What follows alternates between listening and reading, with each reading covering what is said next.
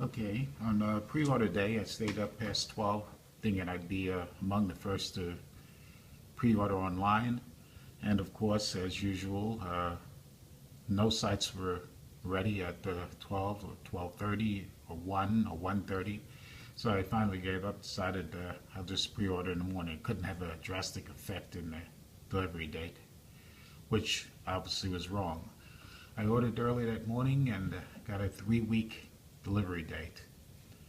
Now, I opted for the 6 Plus because I want the large screen, and although I've had no apprehensions about bendgate, I think it's an actually ridiculous situation that they're propagating online.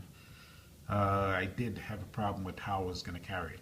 I don't carry things inside my pocket, and I usually use a belt clip, and with the larger phone it leaves this massive imprint of something hanging off of your waist. So I'm still trying to figure out exactly what I'm going to do about that. There's one belt holster case that I ordered online. It's beautiful genuine leather, excellent, beautiful, made in the USA. And one of the biggest problems I had right away is that I knew it would be a metal clip, but I didn't know it would be this giant monster swiveling thing, which actually adds depth between, your body where you're holding it at and the phone case itself. So not only you have to contend with the large size hanging off your waist, but you have this thing projecting off the waist also. And it's just not practical. Looks like I'm carrying a giant laptop or something on my waist. So this is not going to work for me. I also ordered the Spigen case, which is nice. It seems like it'll fit quite well on there. It's good on the hand, except this is a two-piece bumper and a rubber back, and in actuality it's just too soft. I'm going to have to get something harder, and I'm going to have to find some sort of a holster belt case that's a very, very slim profile. So I'll hold on to this. I may use it sometimes, but this is definitely not the solution to my problems either.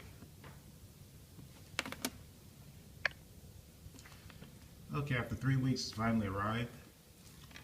I ordered in advance this Spigen case for my iPhone 6 Plus, just so I could get a feel for the size. When I first got the case, it did feel a bit large and cumbersome, but after a short week of having it, I've gotten used to the size already.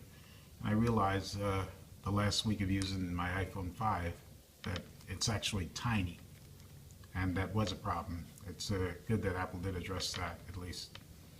Alright, let's open it up.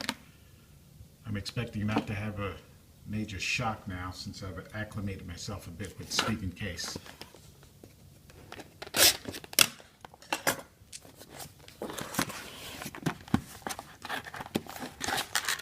Alright. As everyone said before, it's a nondescript case, and I don't really believe that this is some sort of innovative design decision that Apple made. I think they actually didn't know what they wanted to do. Didn't want to put the standard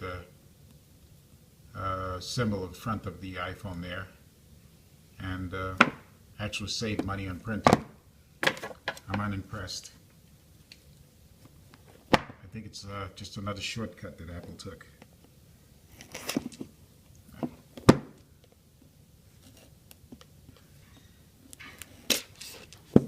Okay.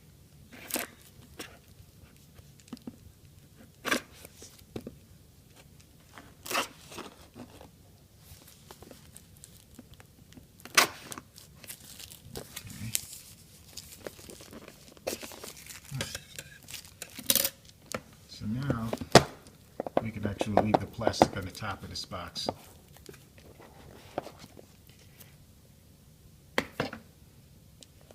And here it is. I'm going to spare you what's inside the case. Everyone knows what's there. And it is large, but doesn't actually feel like it's crazy large. And I knew the only problem I was going to have is carrying it. I don't carry things in my pockets, so I don't have to worry about bendgate, which I think is actually ridiculous also. Got piles of people showing how they can physically bend this, and based on maybe less than a dozen reports of it bending in people's pocket, and no one actually showing you a video of it bending in their pocket. All right.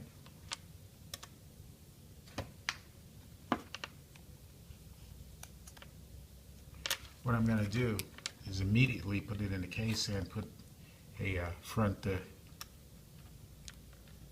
screen protector on it, so that it will not have any damage to it.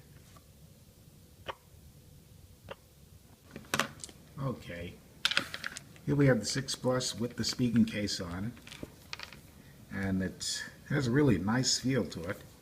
Has a textured finish, so it's good, feels good in the hand, gives you a good grip on the phone, makes you feel a little more secure about holding it. Has a bump out here which protects the screen from flat drops.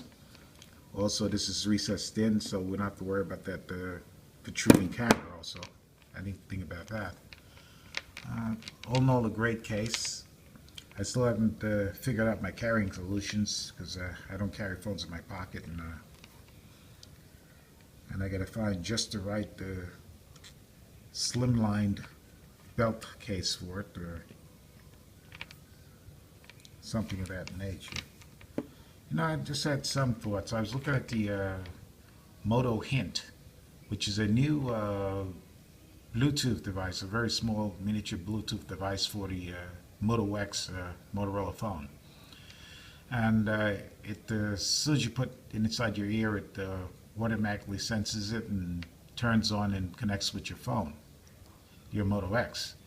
Now, this device also is going to be able to connect with the iPhone, but it's not going to be completely seamless. I guess you'll have to touch a sensor with your hand, but I'm still thinking about getting it to work with Siri.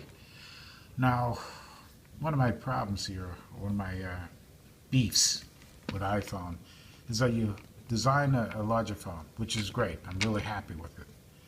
You know that it's going to be problematic for some people putting it inside their pocket. It's not going to fit into the average woman's pocket, and it's even going to protrude out of many men's pocket, or at least be compromised with action. I don't think, I'm not talking about this whole bending nonsense, which I'm not going to go along with. But why wouldn't they be the first to come up with the most innovative Bluetooth earbud? It's just remarkable. Apple's falling farther and farther behind the curve, and I don't think they're really trying too hard anymore when it comes to the iPhone. I'll tell you, I love my Apple devices, my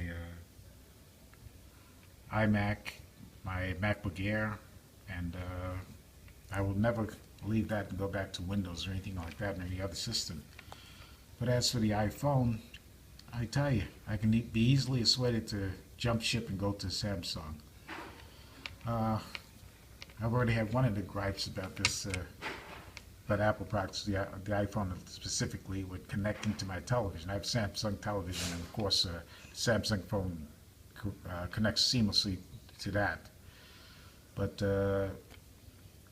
why should I have a Wi-Fi television, a smart TV, and yet I need an Apple device, another Apple device, so that I could stream from my phone to the television?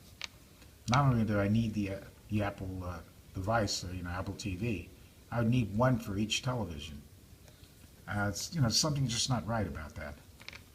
And yeah, you can tell me that, oh, they are looking into getting and making an Apple TV, and I got to buy an Apple TV for every room. It just doesn't make sense to me either. That's not going to happen.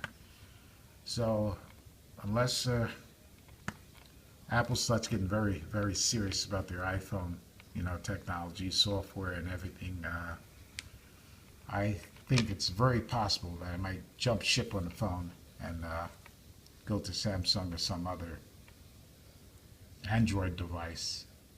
I really hope they get it together, but it seems like they've gotten very complacent, Well, those are just my thoughts.